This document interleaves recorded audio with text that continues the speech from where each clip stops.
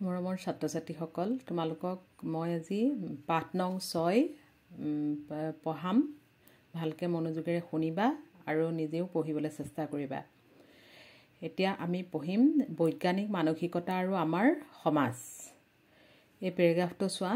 বিজ্ঞান আৰু প্ৰযুক্তিবিদ্যাৰ জখলাৰে মানুহে উন্নতিৰ শিখৰত আৰোহণ কৰিছে। তাৰ পাছতো সমাজৰ সকলো মানুহৰ মাজত সেই অনুপাতে বৈজ্ঞানিক মানসিকতা গঢ় লৈ উঠা নাই। ইয়াৰ অন্তৰালত কিছুমান অন্ধবিশ্বাসে অহৰহ ক্ৰিয়া কৰি আছে। আমাৰ সমাজখনক এই অন্ধবিশ্বাস আৰু কুসংস্কাৰৰ পৰা মুক্ত কৰাৰ অতি প্ৰয়োজন। তাৰ বাবে সমাজৰ প্ৰতিজন ব্যক্তিৰ একোটা বৈজ্ঞানিক মন থকাটো বাঞ্ছনীয়। মানুহৰ মাজত এই বৈজ্ঞানিক মানসিকতা কেনেধৰণে গঢ় দিব পাৰি সেই বিষয়ে পাঠটিত আভাস দিয়া হৈছে।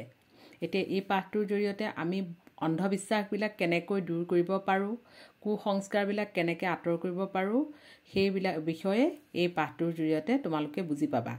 আৰু সেইকাৰণে পাঠটো ভালকৈ পঢ়িবা, নিজেও পঢ়িবা আৰু মই পঢ়ি যোৱাখিনিও ভালকৈ মনোযোগেৰে শুনিবা। মানুহ স্বাভাৱিকতে অনুসন্ধিৎসু, কিন্তু আমি সকলো সময়তে আমাৰ এই অনুসন্ধিৎসু মনটো কামত নলগাওঁ। মানে কিবা এটা কাম মন দি মানে শুনে যে আমি এইটো কৰিলে ভাল হ'ব নেকি, সেইটো কৰিলে ভাল হ'ব নেকি, এনেকৈ ভাবোঁ। কিন্তু সেই ভাৱটো যে ভালতেই লগাব লাগে নে বেয়াতেই লগাব লাগে সেইটো আমি কেতিয়াবা পাহৰি যাওঁ। এতিয়া সেইকাৰণেই কৈছে মানুহ স্বাভাৱিকতে অনুসন্ধিৎসু। এতিয়া সেইকাৰণে সেই পাঠটোৰ জৰিয়তে তোমালোকক এইখিনি বুজাবলৈ বিচাৰিছে যে আমাৰ এই অনুসন্ধিৎসু মনটোক কেনেকৈ কামত লগাওঁ, সকলো সময়তে আমাৰ সেই মনটোক কেনেকৈ ভাল কামত লগাওঁ, কেনেকৈ বেয়া কামত লগাওঁ সেই বিষয়েও বুজি পাবা ইয়াত। আমাৰ সমাজত পূৰ্বৰে পৰা বহুতো ৰীতি নীতি পাই নাপাই ৰূপত চলি আহিছে। এই পাই নাপায়বোৰৰ বেছিভাগেই কেৱল অন্ধবিশ্বাস। আমুকটো নাপায়, তামুকটোক নাপায়, হয়নে, এইবিলাক কথা কোৱা হয়।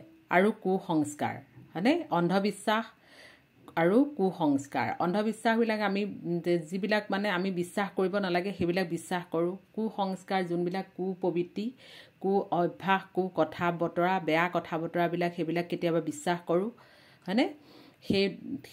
সেই পাই নাপায়বিলাকেই হৈছে অন্ধবিশ্বাস।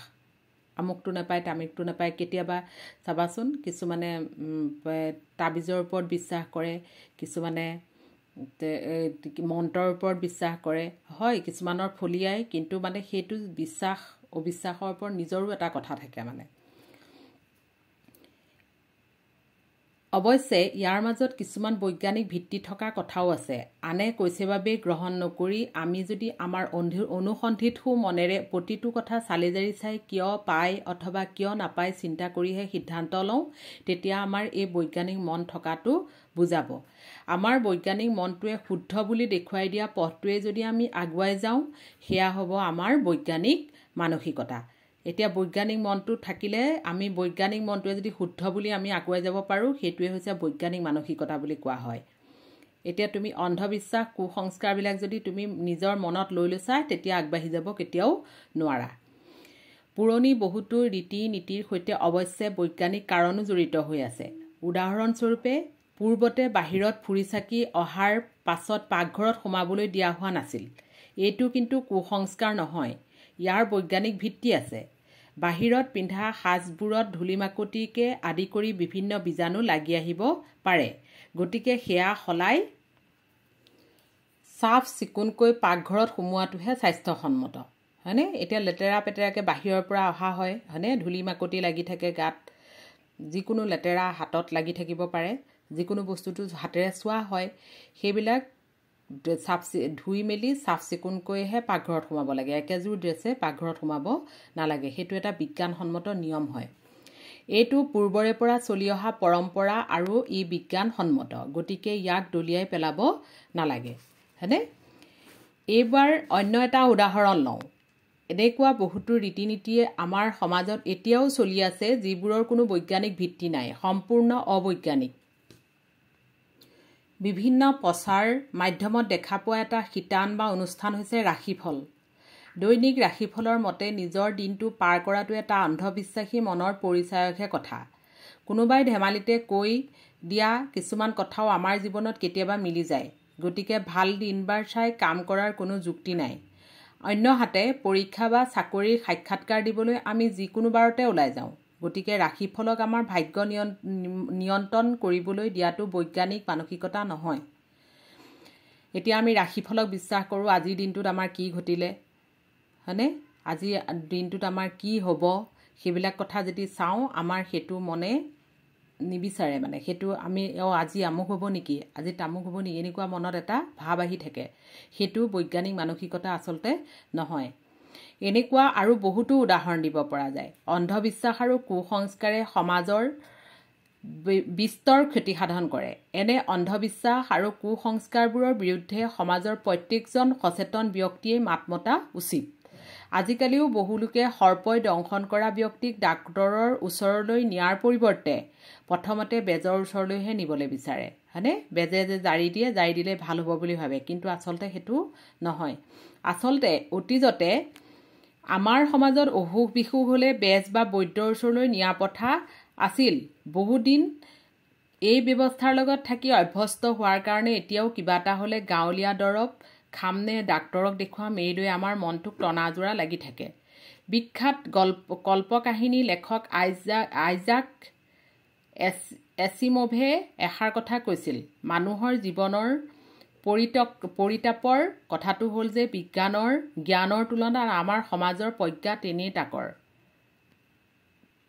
মংগল গ্ৰহত বসবাসৰ সপোন দেখাৰ দিনতো কেৱল অজ্ঞতাৰ বাবে অথবা বৈজ্ঞানিক মানসিকতাৰ অভাৱৰ বাবে আমাৰ সমাজত কিছুমান অবৈজ্ঞানিক ক্ৰিয়াকলাপ প্ৰচলিত হৈ আছে। এই ধাৰণালৈ ব্যক্তিসকলৰ মন মগজুত বৈজ্ঞানিক মানসিকতা উত্তৰণ ঘটাব পাৰিলেহে সমাজৰ পৰা কুসংস্কাৰ অন্ত পৰিব। তাকে নকৰিলে আমাৰ সমাজত দলৈকে শিপাই থকা অন্ধবিশ্বাসৰ গছজোপাত সাৰ পানী যোগান ধৰি থকাহে হ'ব। ব্যক্তি হিচাপে, সমাজ হিচাপে উন্নতি হ'বলৈ হ'লে আমি অন্ধবিশ্বাস এৰিবই লাগিব। আগৰে পৰা চলি আহিছে বুলিয়ে কোনো বৈজ্ঞানিক ভিত্তি নথকা কুসংস্কাৰ কিছুমান চলাই নিয়াটো বৈজ্ঞানিক মানসিকতা নহয়।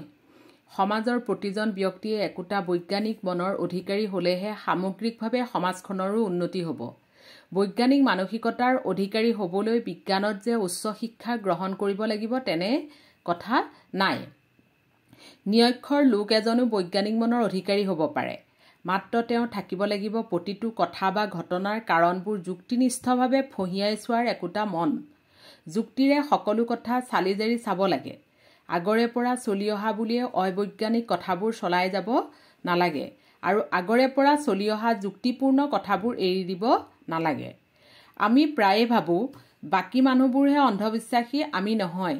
আমিও আত্মবিশ্লেষণ কৰিব লাগে, নিজেই বিশ্লেষণ কৰি চাব লাগে। মানে আমি বহুতে যাত্ৰাৰ সময়ত পিছফালৰ পৰা মাতিলে আগেদি মেকুৰী পাৰ হ'লে যাত্ৰা নষ্ট হোৱা বুলি ভাবোঁ। এনে অন্ধবিশ্বাসবোৰ এৰিব হ'ল। এই সৰু সৰু বুলি ভবা কথাবোৰ আমাৰ উঠি অহা ল'ৰা ছোৱালীবোৰক দৈনন্দিন জীৱনৰ কাম কাজৰ মাজত শিকাই যাব লাগে। তেতিয়াহে তেওঁলোকৰ মনোজগতত আমাৰ পুৰণি কালৰে পৰা চলি অহা কথাবোৰৰ কাৰণ ফঁহিয়াই চোৱাৰ এক প্ৰৱণতা উদ্ৰেক হ'ব। আজিকালি প্ৰচাৰ মাধ্যম যথেষ্ট শক্তিশালী। বাতৰি কাকত, আলোচনী বৈজ্ঞানিক মানসিকতাৰ বিষয়ে মাজে মাজে দুই এটা প্ৰবন্ধ পাতি দেখাৰ বিপৰীতে টেলিভিছনৰ চেনেলসমূহত তেনে আলোচনা আশানুৰূপ নহয়। বিজ্ঞান সমিতিৰ শাখাবোৰ অথবা বিজ্ঞান মঞ্চবোৰে শিক্ষা দীক্ষাৰ ক্ষেত্ৰত তুলনামূলকভাৱে পিছপৰা অঞ্চলসমূহত সজাগতাৰ কাৰণে কিছুমান কাৰ্যসূচী হাতত ল'ব পাৰে। আমি বৈজ্ঞানিক মানসিকতাক কেৱল কিতাপ পত্ৰতে সীমাবদ্ধ ৰাখিলে নহ'ব। সমাজত আগৰে পৰা প্ৰচলিত ভিত্তিহীন কথাবোৰ এৰিব পৰাকৈ আমি নিজৰ মনটো মুকলি কৰি ৰাখিব লাগিব। ছাত্ৰ ছাত্ৰীসকলৰো কোমলীয়া মনতেই বৈজ্ঞানিক মানসিকতাৰ বীজ ৰোপণ কৰিব লাগিব। তেতিয়াহে বৈজ্ঞানিক মানসিকতাই আমাৰ সমাজক অন্ধবিশ্বাস আৰু কুসংস্কাৰৰ পৰা মুক্ত কৰি সৰ্বাংগ সুন্দৰ কৰিব। কোনে লিখিছিলে এই পাঠটো? ডক্টৰ আন্না গগৈ। ডক্টৰ আন্না গগৈ কোন আছিলে? গড়গাঁও মহাবিদ্যালয়ৰ ৰসায়ন বিভাগৰ সহযোগী অধ্যাপিকা। তেওঁ কিমান চনত জন্ম হৈছিলে? 1975 খ্ৰীষ্টাব্দত। তেওঁৰ প্ৰকাশিত প্ৰবন্ধ সংকলনটোৰ নাম হ'ল নতুন মাত্ৰা। অসমৰ বিভিন্ন কাকত আলোচনীত গগৈৰ বিভিন্ন বিষয়ৰ প্ৰবন্ধ প্ৰকাশ পাইছে। তেওঁ হৈছে ডক্টৰ আন্না গগৈ। তোমালোকে তেওঁৰ বিষয়ে ভালকৈ পঢ়ি সেইখিনি মনত ৰাখিবা।